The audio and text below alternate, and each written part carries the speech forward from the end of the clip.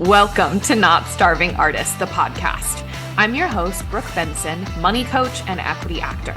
I am your financial cheerleader, here to help you build your financial confidence and have power over your money. The best part, no budgeting or bi-weekly paychecks required. I went from being a broke BFA grad having weekly panic attacks about money to a financially confident, wealth-building actor and business owner. Money gets to feel fun, simple, and sexy, and I am going to show you how. Hello, everyone. Welcome to a new podcast series that I'm calling Industry Experts, How to Spend Money on Your Artistic Career.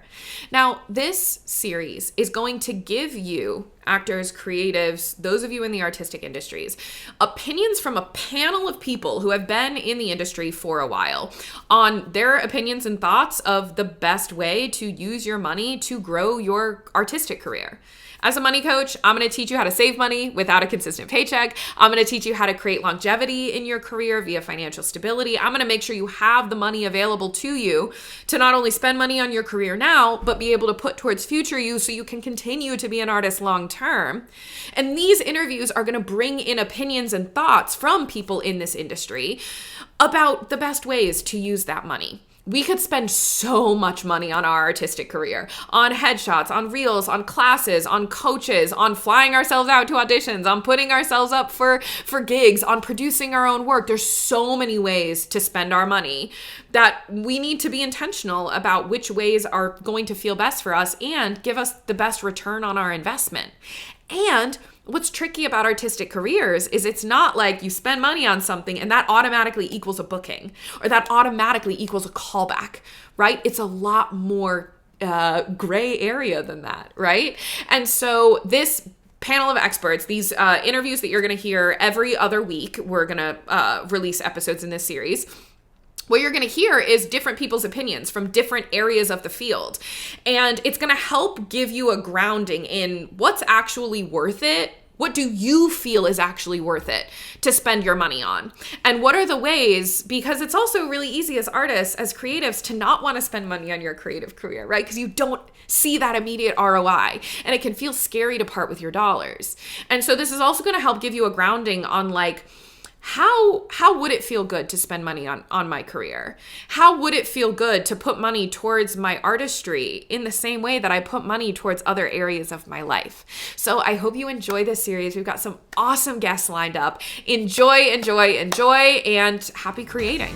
Hello, everyone. Welcome back to the podcast. I am so excited to introduce Jenn Haltman. To those of you who don't know her already, she is a director, she is a casting director, a coach, a producer, and she also has a producing company called Between Two Boroughs. So before we dive into all of that, her trajectory, and then all things money and artists, Jenn, welcome. Thank you. So can you give us just a little bit more about who you are and how you got here? I mean, I could read your entire bio in its entirety, but I'd love for you to give us some highlights of how you got from, childhood to where you are now. Sure. It's a little circuitous, but I think probably inevitable. So I grew up a dancer, could dance before I could walk probably, and like studied dance pretty seriously through college and was always interested in choreographing. So that was a big focus of mine. And, the way to do dance in high school, aside from recitals and competitions, was in the musicals. So I was a real theater nerd, but didn't really get cast and stuff until college. Um, so I went to college, studied dance, didn't get cast in the dance productions, but did get cast in the theater productions. So I decided to double major. And then my senior year of college, I found directing, took my first directing class and was like, oh, wait, this is the thing. Okay. And then they're like, okay, you're graduating soon. So that was scary and started applying for internships and applied for a casting internship because it had the word director in it, which just shows you how naive I was at 22. So I applied to be the casting intern and production intern at Guiding Light, the now defunct soap opera, which was around for like 70 years or something. Yeah. So I worked in their office and then I applied to work at New York Theater Workshop as their casting intern. And of course, quickly learned that they're very different, but also learned that I have an aptitude for it. So, like, as a kid, I'd go see Broadway shows and get playbills and be like, oh, this person was in that, and I saw them in this, and like totally nerd out about Mhm. that stuff while I was like poring over original cast recordings and making like really nerdy mixes for my car to drive to school.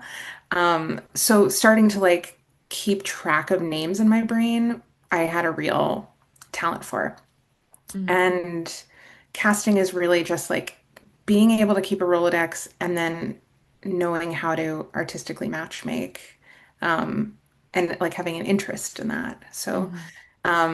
yeah, I kind of stuck with it from there and found my way back to directing after my full-time job in casting because you don't have time for anything else when you're in a casting office. So once I had a regular job, I was able to think about other parts of my artistic life. And yeah, I've just been kind of plugging away for a long time now. Yeah, that's amazing. Okay, so because you went to, was it school in New Jersey, right? I went to college in Allentown, Pennsylvania, Muhlenberg. Pennsylvania. Right. Yeah. Okay, Muhlenberg. Yes. So where did you grow up? And then like hometown to Pennsylvania to New Jersey, New York area? Yeah, How did so that go? I grew up in central New Jersey. Mm, I had the privilege of going to a performing arts high school. mm, Um, it was incredible and like also part of the public school system. So I just happened to go to a school in a school district that had a dance and theater program. So from there I went to Muhlenberg and then yeah, I moved to New York right after that. yeah. Did you have any thoughts? Like, did you always know you were going to move to New York or move to the tri-state area, like be here for an artistic I career? always knew New York was the thing for me. Yeah. Yeah. I studied abroad in London for a semester, and that was incredible. And I call it my starter city. I like learned what it is to be in a city. If I had gone to New York City as an 18-year-old, it wouldn't have been cute Oh at my God. all. I can't imagine living in the city any earlier than 25. I would not have been Yeah. able to. Yeah, yeah, yeah. So like in the Yeah. bubble of a school, it was really helpful Mm, to navigate the trains and see shows at the student rate, which is very generous over there, or at least it mm, was the 100 years ago that I was in college. Um, so it was great. And then I moved to the city for a boy. I was gonna mhm. probably, I was gonna move anyway, but it really helped to like have a sublet with him that didn't work out. And then I had enough bravery at that point to say, Yeah. okay, friends of mine, we're going to do this. And Yeah. I stayed in the neighborhood. Yeah. So did you have money thoughts throughout all of this, or was it like what was your headspace around finances as you were going through those early years? Yeah, so I'm going to tell you something embarrassing. In my yearbook, I don't have the exact quote because I can't read it because it's too embarrassing, but it was like, I'm gonna live in the best cardboard box in New York City and work my way up the Broadway ladder, like really glamorizing homelessness. Oh God. Um, in a really inappropriate way. Uh-huh. So I always knew it was going to be hard, and my parents always told me it was going to be hard, but let me do it anyway, which was very generous and kind, and encouraging. Mhm. So I always knew it wasn't going to be easy, and was taught from a young age to always pay off my credit card and to always try and put a little money aside. I got my first IRA very young. Um, I barely put any money in it, but I knew that it was there, that I should be doing something with it. Mm. Um, yeah, money has always kind of been the like specter. Because certainly casting doesn't make a lot of money. It is not a career I advocate for people. Um, yeah. So I'm grateful. that my parents were always really responsible, like responsible models with money. So, do you have any like specific memories from those years of either things you did to quote unquote make it work, or did you like always knowing that it would be hard to live in the city? Did you actually experience it being hard? Did it feel hard in the moment? Is it different now looking back on it now that you are like not living in the city proper, right? You're adjacent to it, still in these fields of work. Yeah, what does Hmm. that look like now? Or It what was goes on in your head? hard. It was Yeah. really hard. The kids these days, they get money in their internships, and my guiding light internship, it was decent actually. It was more than minimum wage. It was $10 an hour plus time and a half for overtime, which I worked a lot. And then when I went to New York Theater Workshop, it was $50 a week and a monthly Metro card, which the monthly Metro card was a lot of money. Hmm. Um, so that was really helpful. But yeah, I built up a little bit of savings when I was a guiding light. I went through it very quickly. My parents were moving, so I actually started trying to sell their belongings on eBay with their permission. But that was to like help supplement my income, and they certainly didn't want to do that. So Yeah. I did all the legwork for that. Hmm. Was not that lucrative, but it did make me hustle. Hmm. Um, yeah, I mean, when you're at a nonprofit theater, there's events sometimes, so you like fill up on those snacks. And I sold concessions. I would work at the workshop during the day, and then I would sell concessions at night. And I would eat a brownie during my shift, and that helped. And I do remember the first time I paid more than $1 for an apple. I was so angry about it. I went to the corner to like give myself something to eat, and I still needed the food, so I bought it, but I was appalled that this apple was over $1, um, which is aging me. But No, I don't. I also think that's a funny story because I feel like everyone has a memory of like being so mad at the price of something, and it's so ridiculous when you think about it, but like in the moment, it's not ridiculous at all, right? Because yeah. of what we've made the standard for ourselves, or like the rage at what's happening in the world, right? Like there's so many reasons where that rage Hmm. could come from, but your dollar plus apple. It was a moment. Um, but yeah, I always knew that my money was not going to go very far, so I was smart about my groceries and tried to make it work. There were opening night parties. I could eat at those, and I never, I never went hungry, thankfully. But I knew I had to be smart. Mhm. Yeah. So when you think about, right, like with all of that being your experience and then all of the different kinds of jobs you've had, right? Like working in casting, but then also as a director, also producing your own shows, right? Like you are in communion with so many different kinds of artists all of the time. So I'd love to know and I'm gonna ask this question, and there is no like blanket answer that we're looking for, just in your opinion. When you think about the funds that artists might have, right? What do you think is one of the best uses of those funds? I'm going to start with that as the first question, and then we'll dive into more nuances. Yeah, I mean, I think it really depends. I'm gonna avoid your question a little and like Do it. soapbox a little bit about how I don't think that your art should be everything. I Mm, do think, like, when I speak to actors, I recommend that you have something else. Um, I really love to garden. We just ordered some seeds. They might be downstairs right now. I'm also covered by snow outside right now. So I can't wait for the spring. So that's something that really fills my cup. Um, I also, when I was first starting out, I was knitting a lot more, and there was mm, something really nice about having a tangible item that I could keep or share, where my art was so ephemeral mm, and intangible. Yeah. mhm. So having something that I could have for me and also to show other people, like, look, I've made a thing, Yeah. was really good for me, to Mm, not put all of the stress on my art or mm, my theater art.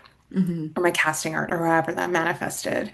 Hmm. Um, but yeah, I really, really think it's important for people to not spend all of their money, but like make it a point to not be afraid to spend money on something else.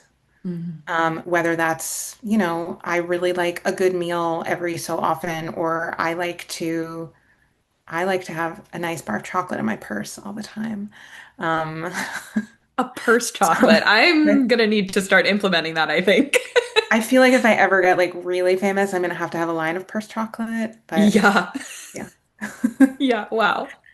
But yeah, my friends all know they can just there'll always be purse chocolate. And if there isn't, then like we got to get some real quick. Yeah. Yeah, so that's my big thing is that I don't life can change and can and will, and I think if everything is put on one part of your life, it's going to be really hard to recover from that. Um, Mm, or I don't know, adjust however you need to. Um, mhm. I think if you are able to take the time and money to go to doctor's appointments, that is going to be really important for you. Can you speak a little more to that, especially because I don't mean to cut you off here, but I think No, it's we haven't fine. talked about healthcare in any of these episodes yet. But healthcare specifically for artists, right? There's so many different realms of like, some of Mhm. us have healthcare through a partner, some of us are on a marketplace plan, some of us get eligible through the union, and some of us just ride the self-pay wagon, right? And just like Mhm. hope that nothing horrible happens. And there's no right answer there, but with again how sometimes limited funds can be, right? And just like crossing our fingers that nothing happens, but health is, I mean, until you don't have it, you don't realize. Like, I would just love to know a little bit more about that for you and why you decided to bring that up. Yeah, so this isn't something I talk about all the time, but I'm always happy to talk about it. Yeah. Um, I was diagnosed with skin cancer when I was 22. Mm. So at that point, it was pre-Obamacare. I had to have health insurance really quickly. Yeah. So I had to figure out how to get a full-time job. And when the workshop hired me and gave me benefits, it was like, I don't care what I'm making. I'm getting health insurance now, so I can go to my doctors. Mm. Um, and then at 26, I was diagnosed with thyroid cancer, which has been a little bit more ongoing. Mm. And yeah, the need for doctors is important. Um, Yeah. even even if you're blessed to be healthy, you Mm. still need to make sure that somebody has eyes on you. And you never know if you're going to break a leg or break an arm, something that like will just cost you money and take up your time and prevent you from doing other things. Um, Making sure that you prioritize your health is, I think, when we're young, we think we're immune and we'll be fine, and shit just happens. Yeah. Can you speak a little to, I'm so glad you brought this up because there's also, I think, a pervasive energy of like the selling out. I think, as much as I love Tick Tick Boom, I think there's this energy of selling out that people are so afraid of. Or if I get a full-time job that provides me benefits and financial stability, or if I do something else for money to support myself, then that somehow means I'm selling out. That somehow means I'm less of an artist. And of course, I talk all the time about how I vehemently believe that's untrue. But I'd love to hear from you, like what has giving yourself that version of stability given to you as an artist, or if there are any other artists in your life, people that you know who have experienced that as well. I just love to hear that. Yeah, absolutely. I have two sides of that because the the jobs are important, and also I saw Tick Tick Boom at Encores and quit my day job the next day because I was already like thinking of quitting and saw that and was Sure. like, it's time. They're not giving me two more vacation days. I must go. Yeah. Um, so yeah, I have been lucky enough that I've been able to be employed in various industries, and Mhm. have I loved the jobs? No, but there was one job where I was working and it was long hours and it was challenging work. And I was like, okay, well, today is paying for my Cobra and tomorrow is one portion of my rent. The thing about theater people is that we're super capable. So we can do more than one job at once. Yeah. And I was definitely in more than three office jobs working on casting work while I was also day jobbing. And Hmm. I, I don't know, and I don't really know many people who don't have other jobs. Um, if you do, I I'm so happy for you, like truly from the bottom of my heart. I think that's amazing. But like we look at somebody like Jeffrey Owens, who was on The Cosby Show forever, and then was like discovered at Trader Joe's, and it was a big scandal, and people had all kinds of feelings about it. Like we can't begrudge a man for needing to work also. Hmm. So I think there is this weird myth and feeling about having another job that you failed. But the reality is most people can't make their money in theater or film or TV. Hmm. So I would encourage people to shed that and quickly. Yeah. Can you share anything about how you, with all, I mean, your hands are in kind of a lot of pots, right? With different artistic projects, but just in your life, right? So how do you continue to foster your creativity and even like your specific brand of creativity that like isn't from someone else telling you what they need artistically, but like you fostering yours? What does that look like for you in your life right now? It depends on the season. I think Okay. when you're freelancing, you don't really get the luxury of choosing your own schedule a lot of the Mm, time. So it's like dependent on the theater or whatever film you're working on or it just varies. mm, So projects that come from me, I don't necessarily prioritize them in the way that I could. mm, But that's where the garden comes in because if I don't tend to it, it will die. mm. So there is that like driving force in other parts of my life that hum along in a different way. Um, I think calendars and to-do lists are really the thing, like seeing what I have to be doing and knowing what deadlines I might have and how I can work towards them. So Mhm. the solo show I've been working on forever, the only reason that anything has happened is because we have a weekly meeting that we just Wow. arbitrarily started, I don't know, 3 or 4 years ago. Um, and we said, let's just see if we can figure something out. So Mm. by having these meetings and being accountable to somebody else, that's how I make my projects move along. Yeah, And that's if so I good. don't feel like I'm moving on a project, I try and figure out how I can bring somebody in who can make me accountable. Mm. Can you give an example of that?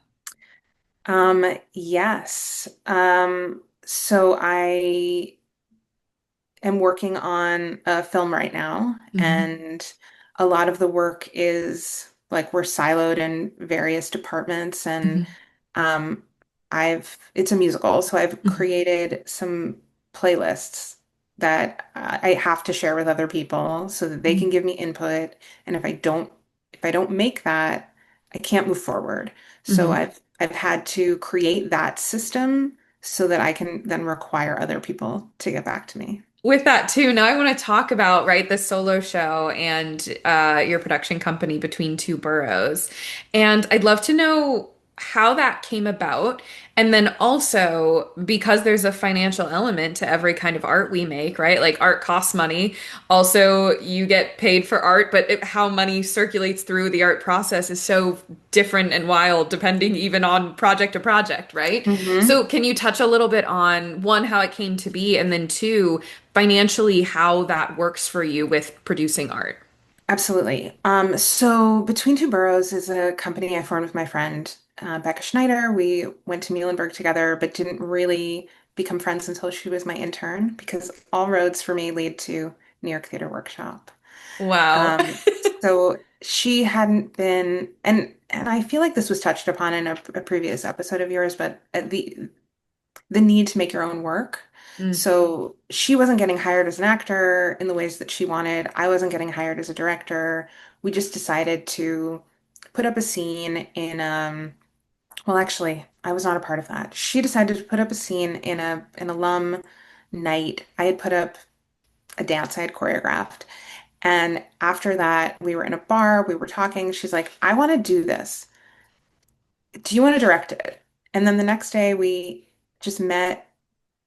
I think we stood outside at the city building. It was like 53rd and Lex or one, like somewhere right around there. We were like in the sunken part right by the subway. And we just talked for an hour about how we're going to start this. Mm. And that was before we had a company name or anything, but we just decided to put up The Understudy by Teresa Rebeck.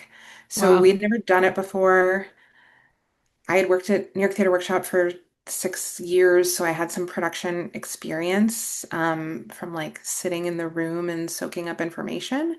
Mm. But we'd never done it, so we just tried. Mm. Um, and we started to find other people and use our connections and ask a lot of questions. So we did that play, and then we enjoyed ourselves and we thought it went well. So we just decided to keep going. Um, and our budget on the first show, I want to say it was like 5 grand or something teeny tiny. It was like Mhm. the shoestringiest of shoestring. Mhm. Um, our next show was Summertime by Charles Mee, and I think our budget for that was 15, which from three is massive. So we had to figure out how to Mhm. crowdfund. We were paying we had to pay the actors first. I Yeah. think I got a little money from that at the end, but I can't remember. If I did, it was not a lot. Mhm. Um, but it was about, we talk a lot about, Becca and me, we talk a lot about like building the resume of a play or building the Mm. resume of something. So like how do we legitimize our work so that we can get other work? Mm. So the crowdfunding was really just to like pay the people we needed to pay for the space, which is the most expensive thing. And then we always had a little bit of money left over so that we could put it towards the next show. Mm. So this is our fourth, I think, together. Um, and it's a solo show, so it's cheaper, which is helpful. And what we've been doing is we've been doing shows around the country. We usually don't get our own fee. I think there's been 2 times where we've gotten paid as the play, we've gotten paid as the playwright and the director. So we've been able to take a little bit of money. But usually that just covers food during that time. Sure. We're not making large sums here. Yeah. But typically our money from those shows or those performances goes back into the pool, which helps us then keep the website running, keep all of the other bills that need to be paid so that we can keep humming along. Mm. Mhm. And then, when we have a spectacularly successful off-Broadway run, then we can take a salary from that. Sure. But until then, we're just trying to just reinvest and keep plugging away, which Yeah. is why the day job is important. Because it takes pressure off, I'm sure, too, Hmm. of, right, Hmm. this art needs to pay my bills, which is, I think, never Right. how art gets to thrive. Yeah.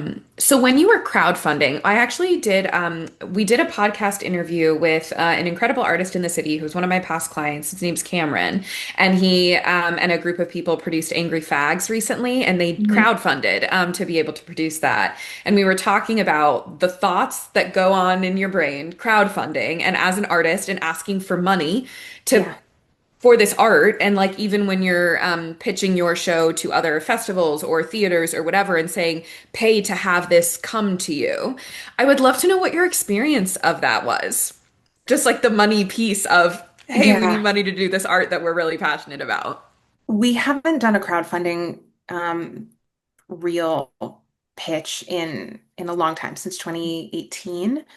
And the world has changed dramatically Mm. since then, and also not. But the last play we did was it was about gun violence. So we Mm. were, and during that, there was a couple of big school shootings that happened. So Wow. you get these ideas in your head of like, well, why am I raising money for this when there's all of these other things that are more important? And um, you just have to trust in the work and what you're doing. And to be able to have faith in that is the hardest part, I think. And once you have faith in it, it's easier to tell the story and get people on board. Yeah. But it's not easy. Hmm.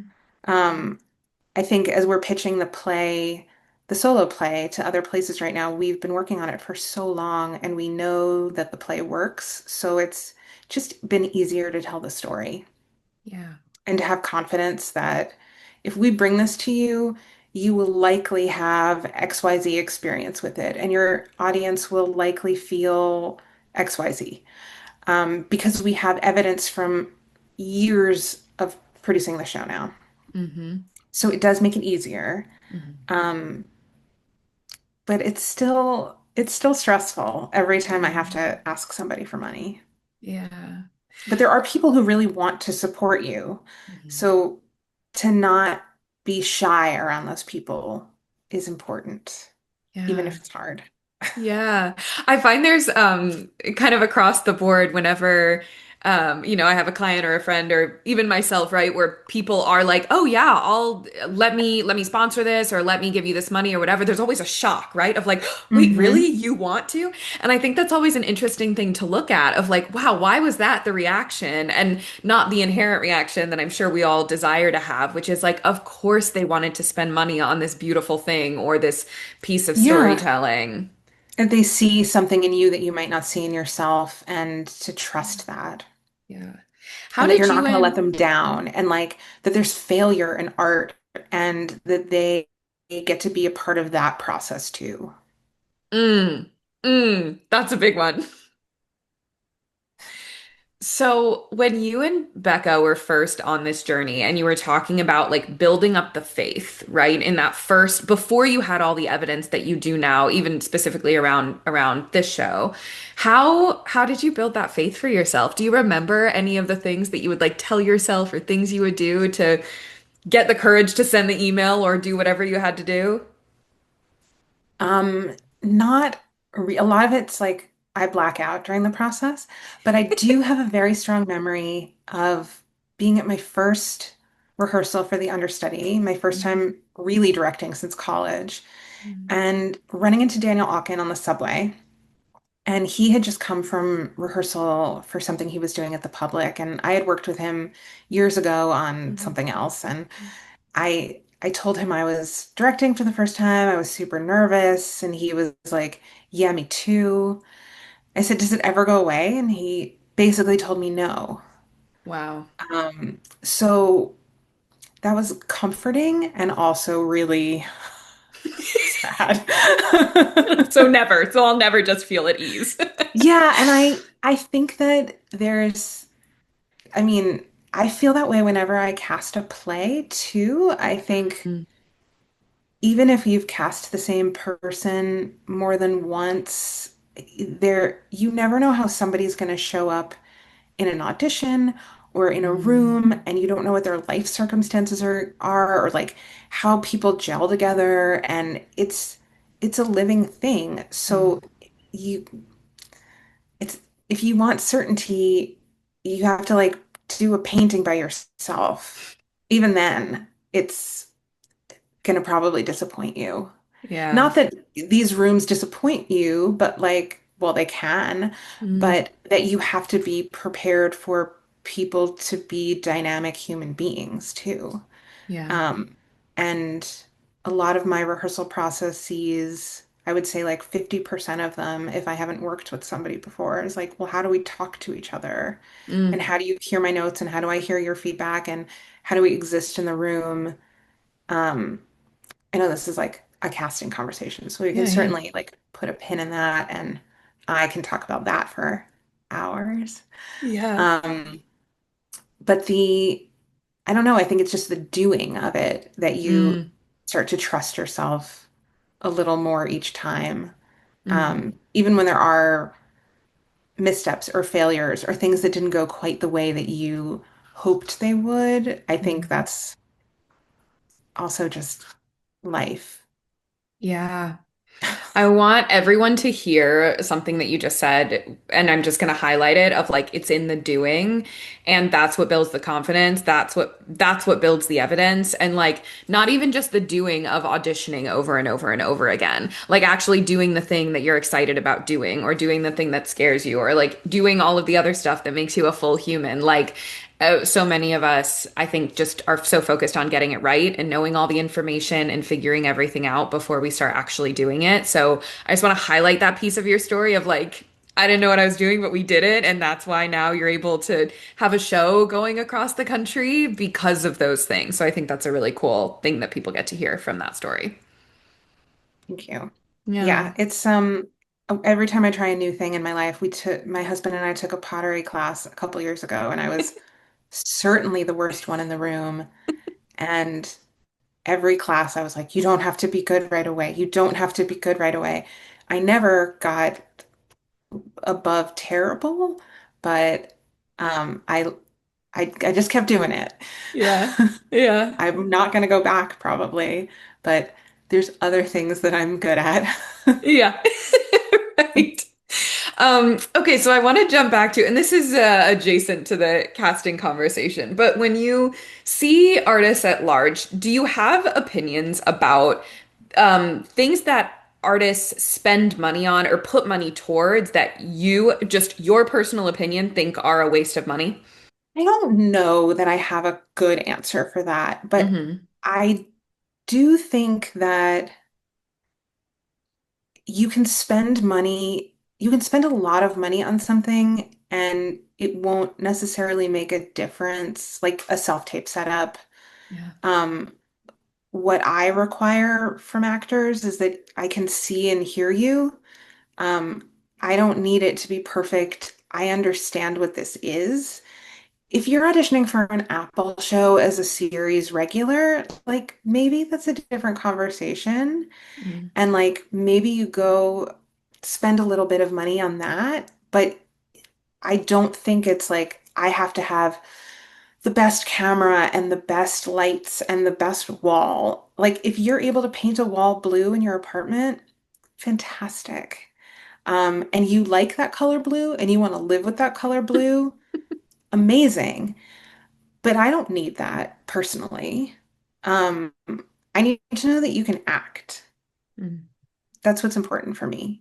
mhm, The same with materials. I think there's a lot of money that can be spent on Breakdown Express or Actors Access, however you use it, and you don't need to. Like, what I want to see again is that you can act. If that means you write a little note that I go to your website and I can see more clips there, I don't need you to spend hundreds of dollars uploading your stuff. Upload the best thing. Let me see the best thing. And then if I want to see more, spend money on a website, a cheap website where I can like see everything that you have in one spot. But I just need to be able to see you in some form somewhere. But it mm, doesn't have to be like what these um, services think are the best thing because they're just trying to make money too. mhm, Um, so it's easy to get influenced by a lot of things. mhm. Um, in all the ways, like what Yeah. kind of blender you get.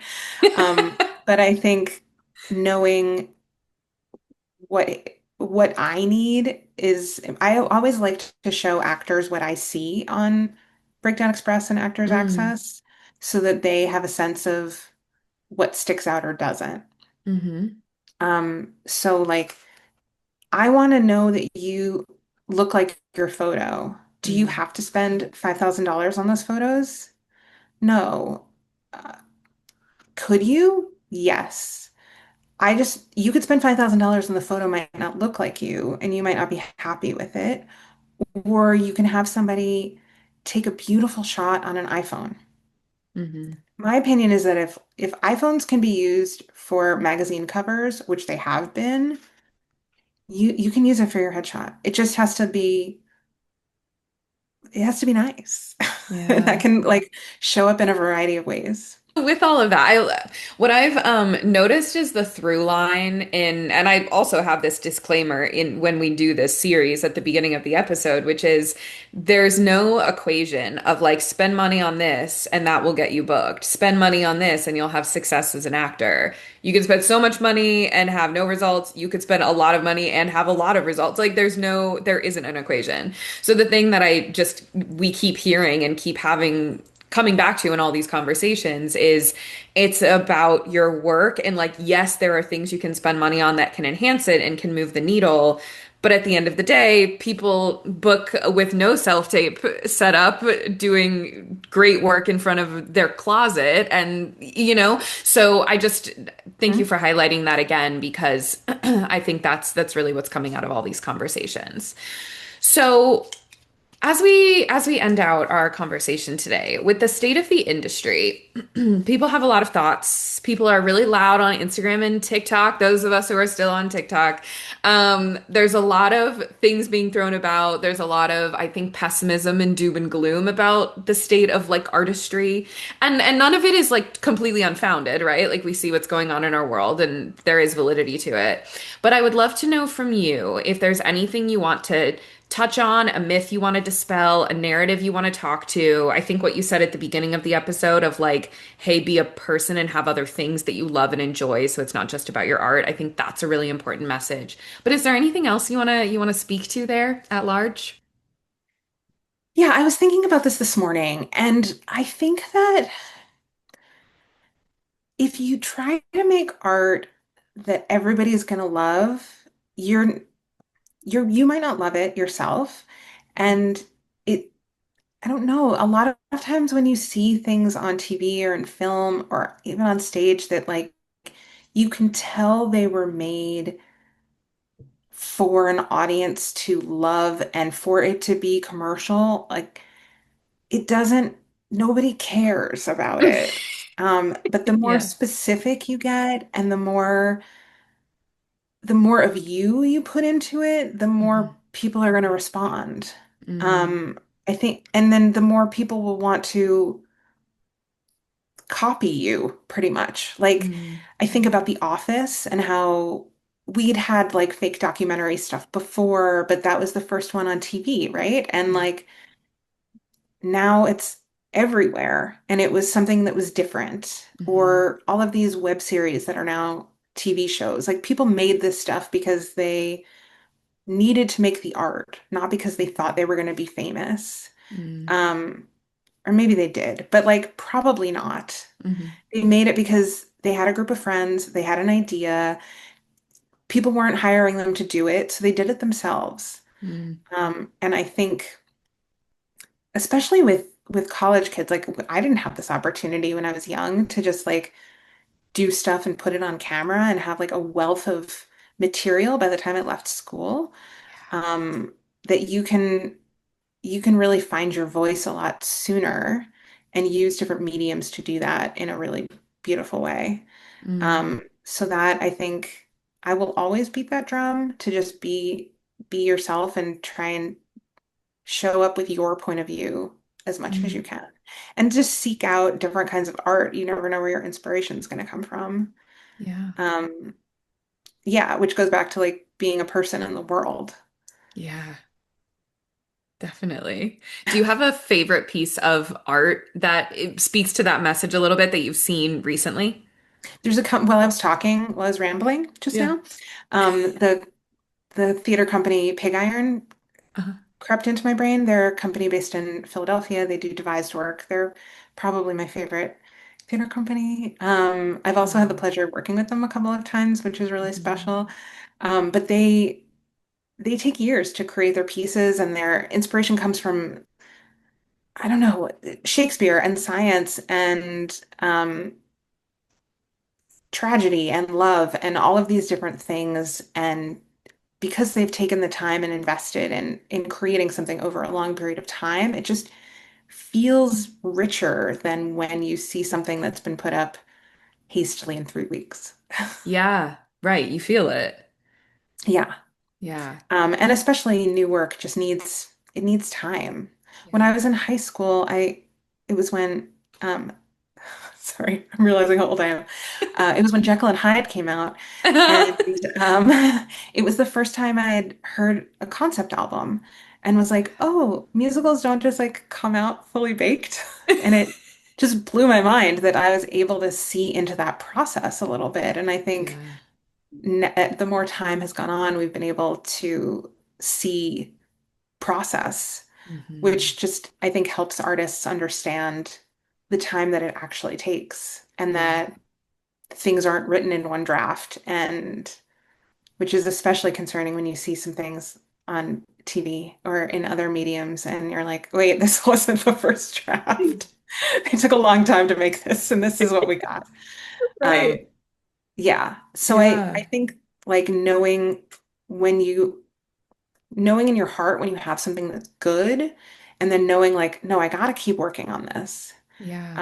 And that's also a hard thing to determine for yourself.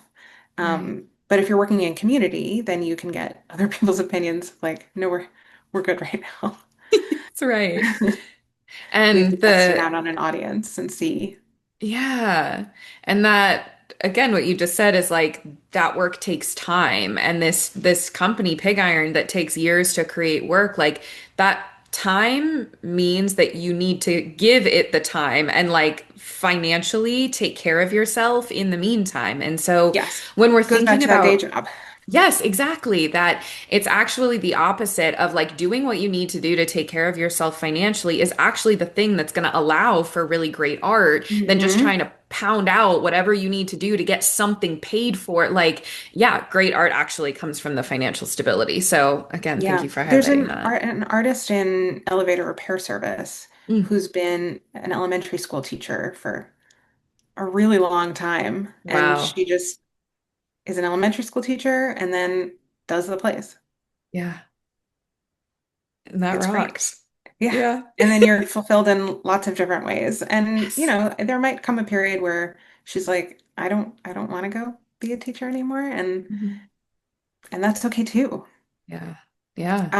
Something I also was thinking about this morning is that when I was a young artist starting out, I made lists for myself of like my 6 year plan, my 1 year plan, my 5 year plan. And like, I think there's value in those, but also having been sick, having been like having my job eliminated in multiple places, it's less about like what are these hard metrics that I want to hit, and like what are the feelings that I want to feel in my life. Mm, Um, because I have worked on decent things, like decently sized shows, and like, mm, do I feel like I've made it any more than I did a year ago? Not really. What is mm. the metric of that? Like, can I pay my bills in a different way? No. Yeah. So like getting a sense of pride for my work, or like figuring out what success feels like versus what regret feels like, can I think is a better compass than I need to be on Law and Order in 1 year or else. Yeah. I just need you to know the little teeny sound bites of like gold nuggets you've been dropping of like figuring out what success feels like and what regret feels like. I'm like, whoa, I'm gonna need like 30 minutes with that in my journal for a second. So I want people to listen back to this episode and just like find those nuggets and then take some time with them.